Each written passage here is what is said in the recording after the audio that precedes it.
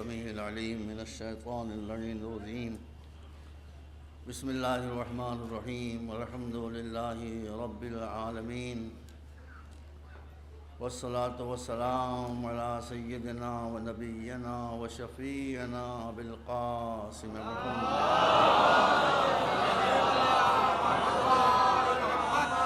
آله الطيبين الطاهرين المعصومين الهداة المهديين الذين أذهب الله عنهم الرجس وطهرهم تطهيرا.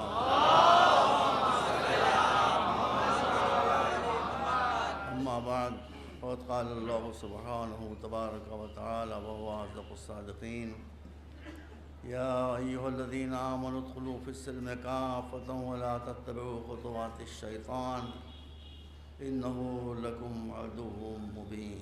صلوات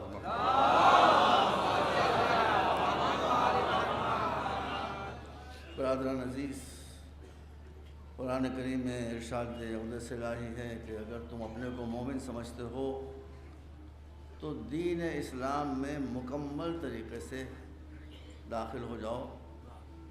شیطان کبھی مایوس نہیں ہوتا، وہ تمہاری زندگی کی آخری سانس تک تمہارا پیچھا لیے ہوئے ہے، اس لیے اس کے شر سے بچنے کی ہمیشہ فکر کرتے رہو. صلوات محمد.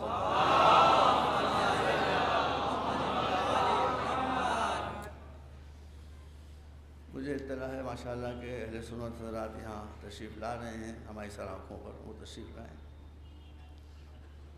اتحاد وقت کی ضرورت ہے، لڑائیوں سے کچھ حاصل ہونے والا نہیں ہے.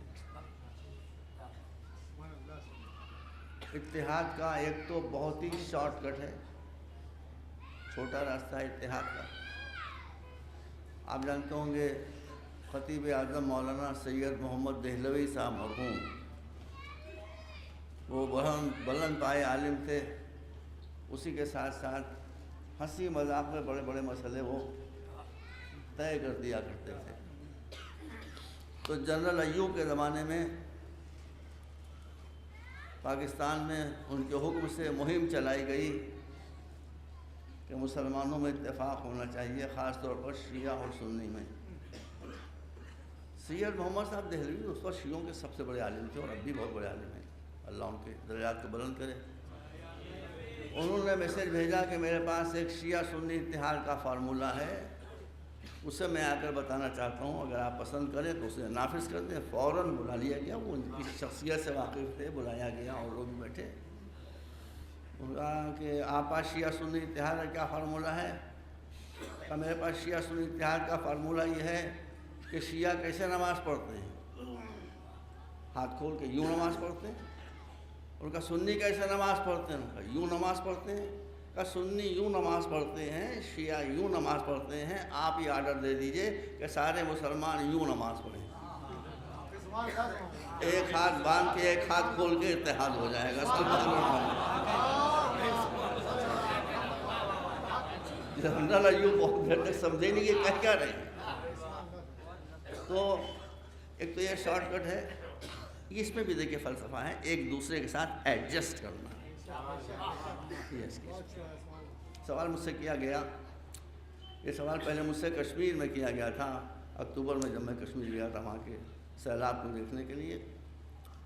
تو میں نے بڈگام کے ایک ہال میں تقریر کرتے ہوئے جب آیت اللہ العظمیٰ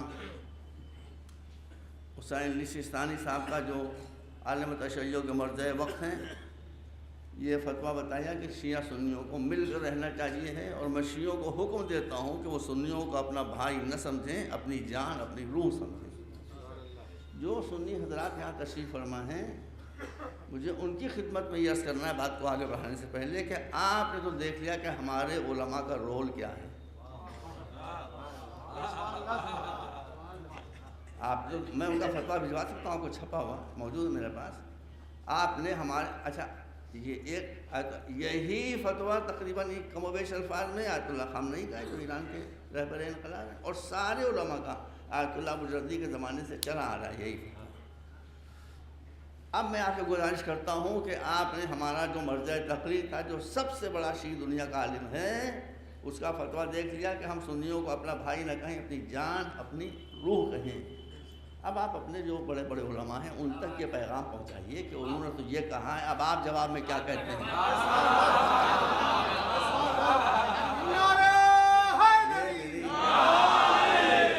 بہت مؤدبانہ گزارش ہے، محبت کا جواب محبت سے دینا چاہیے، پیار کا جواب پیار سے دینا چاہیے، یہ پریکٹیکل طریقہ ہے، یہی ہمارے علماء کا ویژن ہے۔ اب جب میں نے وہاں یہ کہا تو جلسے کے بعد بغیر جلسے میں کچھ لوگوں نے کہا کہ مگر ہندوستان سے جو مولوی علماء حضرات آتے ہیں وہ تو کچھ اور کہتے ہیں۔ اور میں سٹ پٹایا، میں کیا کہوں بھائی، میں کسی کو برا کبھی کہتا نہیں۔ میں نے کہا آپ صحیح کہہ رہے ہیں، مگر ڈاکٹر بھی کئی طرح کے ہوتے ہیں۔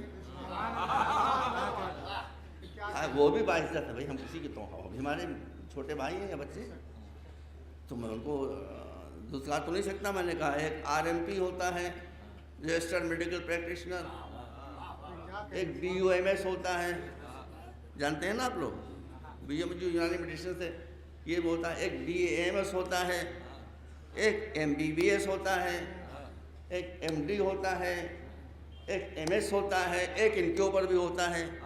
یہ جو آپ سے باتیں کر رہے ہیں یہ بہت معزز ہیں، لیکن ان کی حیثیت BUMS سے زیادہ نہیں ہے۔ اور میں جو قول نقل کر رہا ہوں وہ چیف کا ہے۔ پیار ان سے بھی کیجئے مگر بات انہی کی مانیے۔ آپ کہیں گے کہ آپ نے تو پھر ان کی ذلت کر دی کہ ان کو میں خود BUMS سے آگے نہیں ہوں۔ تو جو میں ہوں اپنی کیٹیگری کو میں پہچانتا ہوں۔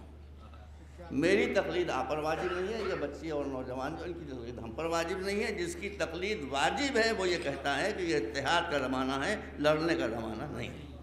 ایک مرتبہ سلوات بھیجیں آپ۔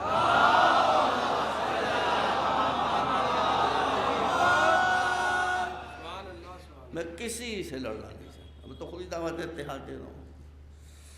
تو اب آج کی مجلس ہے اور کل کی مجلس ہے۔ اسلام میں عبادت کی بہت اہمیت ہے، نماز کی بہت اہمیت ہے، روزے کی بہت اہمیت ہے، حج کی بہت اہمیت ہے، بشرطے کہ مسلمان بے وقوف نہ ہو۔ اگر بے وقوف ہے، جانتا نہیں ہے معاملات کو، تو کسی شے کی کوئی اہمیت نہیں ہے۔ یہ مولا علی نے ارشاد فرمایا۔ اب آج میں پیش کرنا ہے آپ کے سامنے عقل کے مطابق، ریزننگ، انٹلیکٹ، جسے ہندی میں بدھی کہتے ہیں۔ دیکھیے ہمارے یہاں جو معتبر ترین کتاب ہے، سنی بھائی بھی سنیں، اس کتاب کا نام ہے اصول کافی۔ اس میں عقل کے بارے میں یہ ارشاد ہے کہ اللہ نے سب سے پہلے عقل کو پیدا کیا، جو میں عرض کر چکا آپ کے سامنے۔ حضرت آدم کا قصہ بھی آپ کو بتا چکا، بیچارے جنت میں تھے، وہاں سے جب ہٹائے گئے اور دنیا میں آئے، اب کہاں جنت کہاں دنیا۔ میں جب یورپ سے جوہری محلے آتا ہوں تو یہ معلوم ہوتا ہے جیل میں آ گیا، بولنا یہ معلوم ہوتا ہے جیل میں آ گیا، جیل میں آ گیا۔ یورپ میں اور لکھنؤ میں جب اتنا فرق ہے تو دنیا اور جنت میں کتنا فرق ہو۔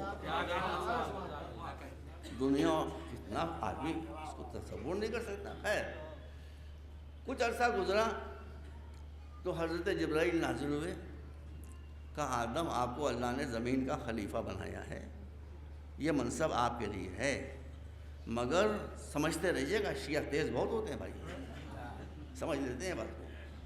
کہا کہ آپ کو زمین کے لیے اس نے خلیفہ بنایا ہے، مگر اس کا منصب بغیر ٹیسٹ کے نہیں ملتا،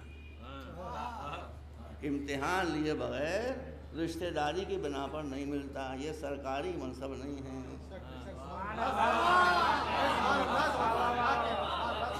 جو اس منصب کے لائق ہوتا ہے اس کو ملتا ہے۔ تو آپ کا بھی ایگزامینیشن لے گا، اوکے، کیا امتحان ہے؟ کہا 3 چیزیں آپ کے سامنے رکھی جاتی ہیں، میرے پاس اس میں کافی موجود ہیں، گھر پہ آپ آئی میں دکھا دوں آپ کو، ترجمے کے ساتھ ہے اردو عربی میں۔ تو کہا کہ 3 چیزوں میں تمہارا امتحان ہے، اگر 3 چیزوں میں سے تم نے ایک کو لینا ہے، 2 کو چھوڑ دینا ہے۔ اگر صحیح کو چنا اور غلط کو چھوڑا اس میں جا تو تم کو یہ منصب ملے گا، اور کنفیوز ہو گئے۔ اس کا مطلب ہے کہ منصب بھی سلیکشن سے ملتا ہے، الیکشن سے نہیں ملتا۔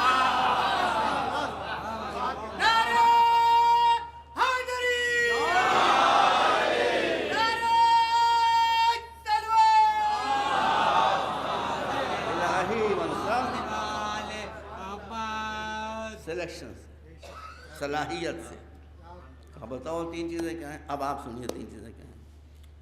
کہا کہ پہلی شرط تو ہے وہ آپ کو اسلام کا نمائندہ بنانا چاہتا ہے۔ پہلے ہے اسلام، دین اسلام۔ ان کا اوکے، اور کیا ہے؟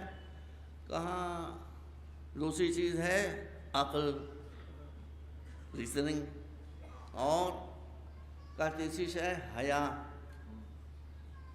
شرم، غیرت، لجہ۔ کیا لیں گے آپ؟ چکر پڑ گیا۔ اب مسئلہ یہ لینا تو آسان ہے، چھوڑیں کیا اس میں؟ اسلام کے پیغمبر بن کر آئے، اسلام کو نہیں لیں گے؟ وہ شافی نہ رہی جس پاس تھا نہ تھا۔ اگر کہیں کہ عقل نہیں لیں گے تو کنگ عبداللہ ہو جائیں سعودیہ والے، بدھو۔ اگر کہیں کہ حیا اور شرم نہیں لیں گے تو مسٹر اوباما ہو جائیں۔ لیں کیا؟ بتائیں کیا لیں اور کیا چھوڑیں؟ حضرت آدم نے فرمایا کہ اچھا میرے رب سے کہہ دو کہ میں دین کو چھوڑتا ہوں، میں حیا کو چھوڑتا ہوں، میں خالی عقل کو لیتا ہوں۔ آپ جب آدم نے کہا میں خالی عقل کو لیتا ہوں، ایلیگوریکل لینگویج ہے یہ، تو جبرائیل نے حیا اور دین سے کہا تم چلو، سنی بھی سنے اور شیعہ بھی سنے۔ تم کو تو آدم لینے پر تیار نہیں ہیں۔ ان دونوں نے جواب دیا کہ اب ہم کہاں جا سکتے ہیں؟ جب اللہ نے ہمیں پیدا کیا ہے تو حکم دیا تھا کہ جہاں جہاں عقل جائے پیچھے پیچھے تم بھی جاؤ۔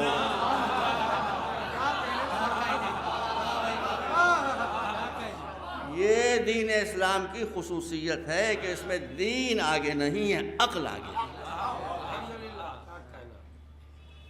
دین آگے نہیں ہے، عقل آگے۔ میرے بھائیوں، مولا سے دعا مانگ کے آتا ہوں، تڑپ تڑپ کر کے میں کچھ بتا دوں آپ کو، کچھ سمجھا دوں، کوئی راستہ آپ کو نجات کا دکھا دوں۔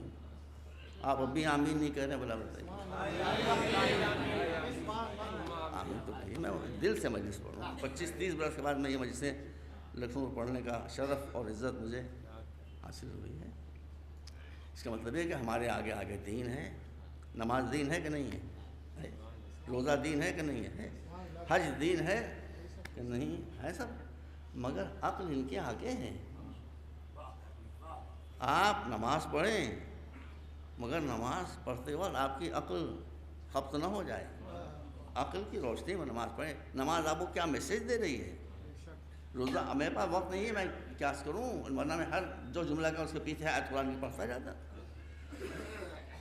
تو عبادات آپ ضرور کریں، مگر لہو البلاغہ میں خطبہ نمبر 109 میں مولا فرماتے ہیں سرمن نمبر 109، جس میں فرماتے ہیں کم من صائم لیس لہ من صیامہ الا الجوع والظمأ وکم من قائم لیس لہ من قیامہ الا السہر والعناء۔ ڈاکٹر شاہد صاحب، حبذا نوم الاکیاس و افطارہم۔ صحیح ترجمہ نہیں کروں گا، میں بھی BUMS ڈاکٹر ہوں۔ بعض وقت دوا میں پانی ملا دیا جاتا ہے اگر مریض میں طاقت برداشت نہیں ہوتی ہے۔ ہمیں کیا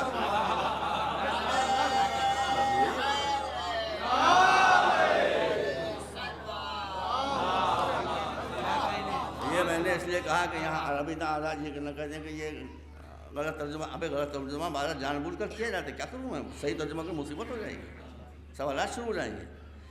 مولا فرماتے ہیں بہت زیادہ نمبر، لاکھوں روزہ دار ایسے ہیں، لاکھوں جن کے بس میں نہیں کہ عید بقرعید بھی روزہ رکھیں، سال بھر روزہ رکھیں، زندگی بھر روزے رکھتے رکھتے گزر گئی، قیامت میں پہنچیں گے، لاؤ ہمارا نام عمل اور کھولو کالم روزے کا، ملائکہ کہیں لیجئے یہ ہیں آپ کے روزے، دیکھیں گے وہاں ایک اور روزہ نہیں، ایک بھی روزہ نہیں۔ قسم، یہ کیا کہ ہم کیا نہیں کہتے، لیکن آپ کے نام عمل میں ایک روزہ نہیں۔ ملائکہ فرماتے ہیں الا جو والظما، ان لوگوں کو روزوں سے کیا ملا؟ خالی بھوک، خالی پیاس، یہ چائے جو گلاس سے بٹ رہی ہے وہ بھی نہ ملی، صرف بھوک، صرف پیاس۔ کتنے ایسے لوگ ہیں جو راتوں کو اٹھ کر نمازیں پڑھتے رہے، شب بیداریاں کرتے رہے، یہ قیامت میں کہ لاؤ ہمارا نام عمل، دیکھیں ہم اپنی نمازیں، وہاں ایک نماز نہیں۔ یہ مولا علی فرمان ہے جن کا میری زبان پر کبھی جھوٹ نہیں آیا، یہ کسی نے کہا نہیں آج تک۔ دو دعوے ایسے ہیں جو علی کے علاوہ کسی نے نہیں کیے، ایک یہ کہ جو پوچھنا ہو پوچھو، کسی نے نہیں کیا، ایک یہ کہ میری زبان پر کبھی جھوٹ نہیں آیا، وہ یہ فرمان کہا جو راتوں کو اٹھ کر نمازیں پڑھنے والے ہیں ان کے نام ہے، کیا لکھا ہے؟ بلینک، ہے ہی نہیں کچھ۔ ان کو کیا ملا نمازوں سے؟ خالی راتوں کی جاگ اور تھکن۔ آپ فرماتے ہیں بھئی عربی حضرت میں بتا رہا ہوں، میں ترجمہ گڑبڑ کروں گا اس میں۔ حبذا نوم الاکیاس و افطارهم، روزہ اگر فہم کے ساتھ نہ ہو تو رسم ہے، نماز اگر عقل کے ساتھ نہ ہو تو نماز نہیں ہے، نماز کی میت ہے، نماز کا جنازہ ہے۔ مبارکباد ہے ان کو، نوم الاکیاس۔ میں کیا ترجمہ کو پھنس گیا میں بھائی، جو ترجمہ میں کہہ دے رہا ہوں، مطالب بعد میں آپ کچھ بتاؤں گا، وقت جو ہے وہ کم ہے۔ مولانا فرماتے ہیں میں مبارکباد دیتا ہوں ان ذہین، ان ذکی، ان انٹیلیجنٹ افراد کو کہ جو نماز شب چھوڑے ہوئے سو رہے ہیں، نماز نہیں پڑھ رہے ہیں، سو رہے ہیں۔ ایک وہ کہ جس کا پیدائش کا پہلا کام سجدہ، زندگی کا آخری کام سجدہ، وہ ہی کہہ رہا ہے کہ میں سونے والوں کو مبارکباد دیتا ہوں۔ کیوں؟ یہ سب کڑیاں ملی ہیں، علی کے علاوہ یہ کوئی کہہ نہیں سکتا تھا، اس لیے کہ علی کی زندگی میں سب سے بڑی عبادت جاگتے نہیں ہوئی ہے، سوتے ہوئی ہے۔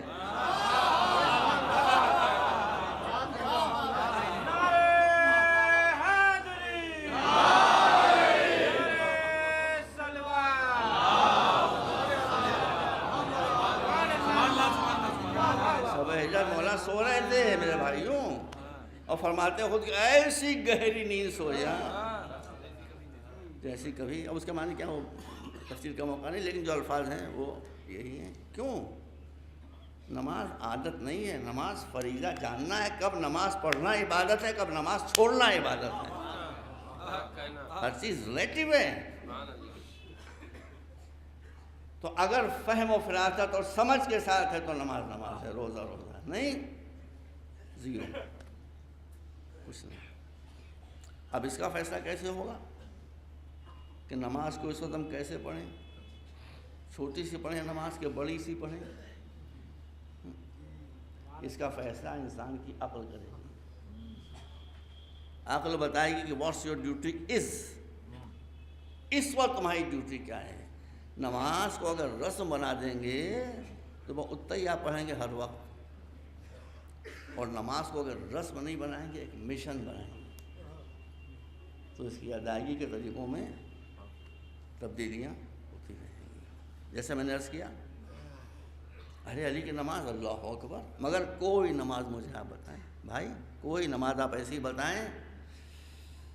صبح شب ہجرت ہے اور مولا آپ آ گئے ہیں رسول کے پاس، رسول نے مسکرائے کہا علی تم میرے بستر پر سوئے، تم کو دیکھیے بھائی، تم کو خبر ہے کہ اللہ نے تمہیں کیا ثواب، کسی نماز مولا کا یہ ثواب بتائیں، امام بڑے میں کر رہا ہوں، مولا علی کی نماز، کسی نماز کا ثواب بتائیں۔ کہاں بتائیے؟ کہا تم جو میرے بستر پر سو رہے تھے، اس میں تم نے ہزاروں سانسیں لیں، اس میں سے ایک سانس کا ثواب اگر محشر کے سارے گناہ گاروں پر تقسیم ہو جائے تو سب کی نجات ہو۔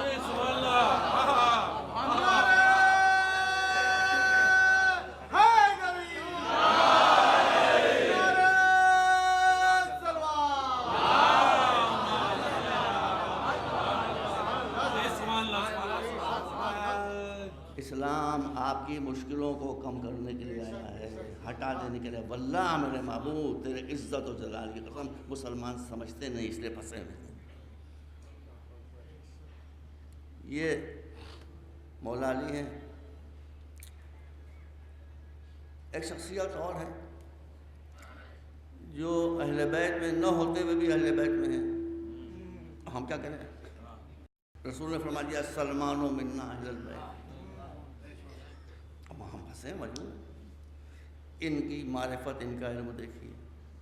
صحابہ کرام مسجد رسول میں تشریف فرما ہیں، رسول منبر پر تشریف فرما ہیں، فرماتے ہیں مسلمانوں میرے صحابہ ایک بات بتاؤ۔ صحابہ نے کہا حضور ارشاد ہو۔ کہا یہ بتاؤ کہ تم میں ایسا کون ہے کہ جو سال بھر روزے رکھتا ہو؟ چپ۔ تم میں ایسا کون ہے کہ جو ہر رات مکمل طریقے سے نماز شب ادا کرتا ہو بغیر ناغہ کیے ہوئے؟ چپ۔ تم میں کون ایسا ہے کہ جو ایک دن میں پورا قرآن روز ختم کر لیتا ہو؟ سلمان نے کہا سرکار میں۔ سلمان نے کہا سمجھیے جو اہل بیت میں داخل کیا گیا ہے، جب وہ ایسا ہے تو اہل بیت کیسے ہوگا؟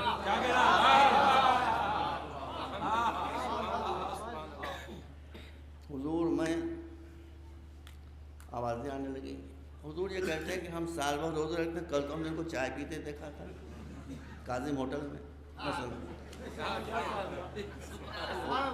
آج بڑے معلوم ہو گیا۔ حضور ہم نے تم کو کھجوریں کھاتے دیکھا تھا روزے سے۔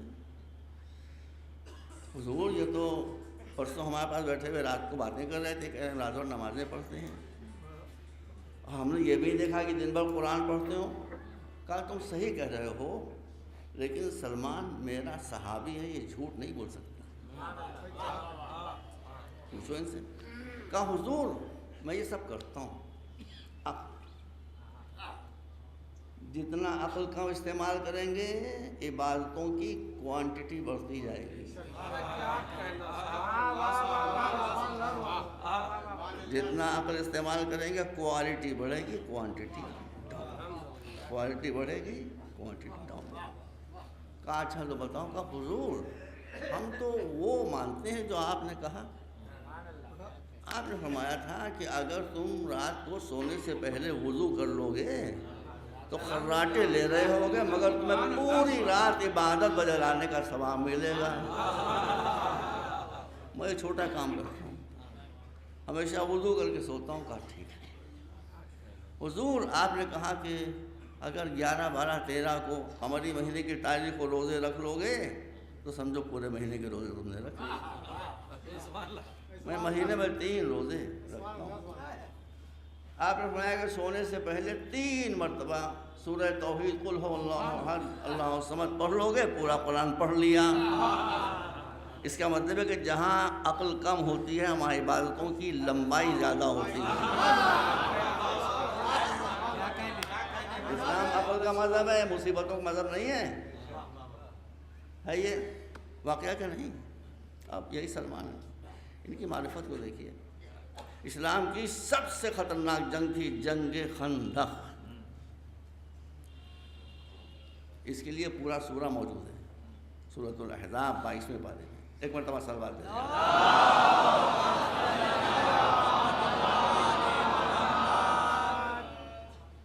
آپ حضرات نے یہ جنگ برابر سنی ہوگی، مجھے تو خالی عقل کی اہمیت دکھانا ہے، اس لیے ریلیونٹ پوائنٹ خالی۔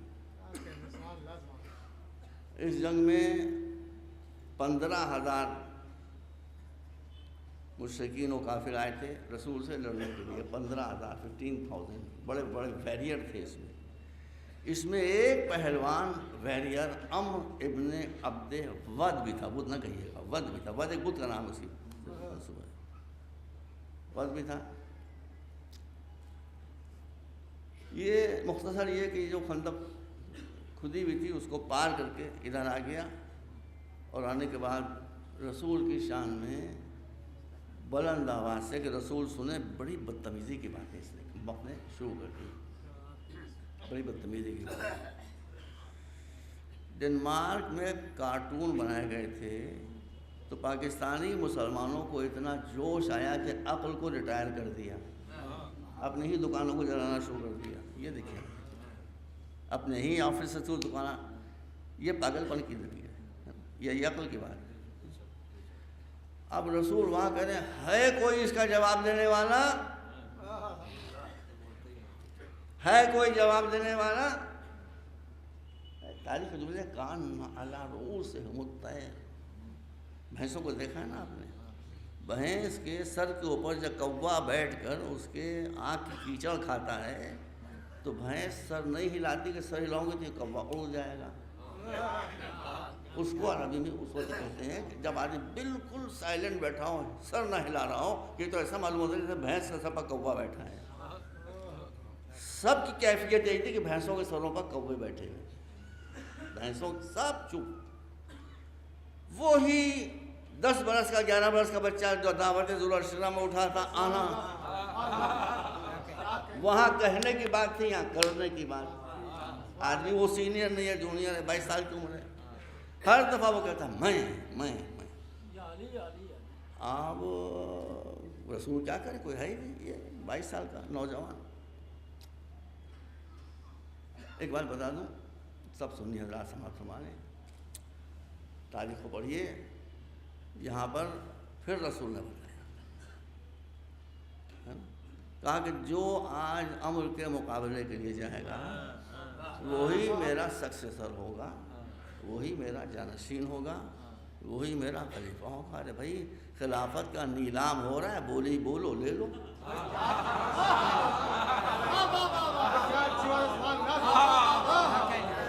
بولی بولی لے لو، کوئی نہیں۔ بھائی میرا قلب اب گھٹ کے 5 فٹ 5 انچ رہ گیا ہے، میں اگر اس وزن میں ہوتا میں کہتا آنا ہے رسول اللہ۔ یہ آپ ٹڈے آپ جاتے اس سے مقابلے کے لیے ہاتھی سے، آپ ہاتھی کو نہ دیکھیے، قول رسول کی، اور عقل کو استعمال کیجیے۔ گفتگو عقل پر ہو رہی نا بیٹا، عقل کو استعمال کیجیے۔ میں کہتا ہوں آپ مجھ پر اعتراض کریں، دیکھیں تو رسول کا کیا رہے ہیں؟ رسول مانے جو جائے گا مقابلے کے لیے وہی میرا جانشین ہوگا، وہی میرا وزیر ہوگا، تو لائف انشورنس تو ہو گیا۔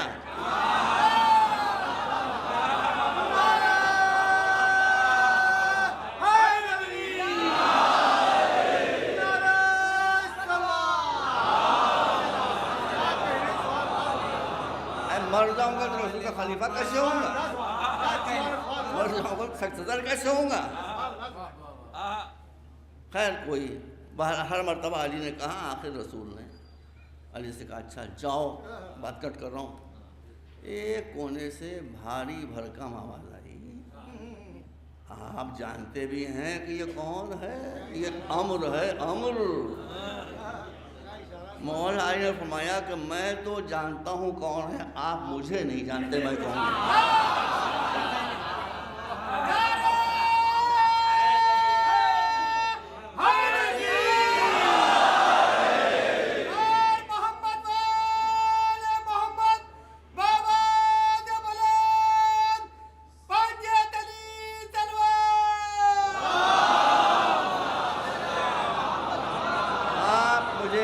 دیکھتے ہیں پہچانتے نہیں ہیں، میں اپنے کو بھی پہچانتا ہوں، اس کو بھی پہچانتا ہوں۔ بس اب جنگ تھوڑی مجھے پڑھنا ہے، عقل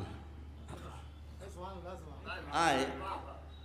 جنگ شروع ہوئی، بڑا پہلوان تھا وہ بھی، جنگ میں ضربتوں کی رد و بدل، ادھر سے ادھر، اور وہاں کوئی پکا فرش تھا نہیں، ریگستان تھا، ڈسٹ، گرد اڑنا شروع ہوئی۔ گرد اتنی اڑی کہ امر بھی نہیں دکھائی دیتا، علی بھی نہیں دکھائی دیتے۔ اب کے بھی تاریخوں کو پڑھ لیے، رسول نے فرمایا کہ ہے کوئی جو جنگ کے میدان میں جائے، جا کر دیکھ کر آئے کہ وہاں پوزیشن کیا ہے، اور سن لو جو آ کر مجھے میرے بھائی کی فتح کی خوشخبری سنائے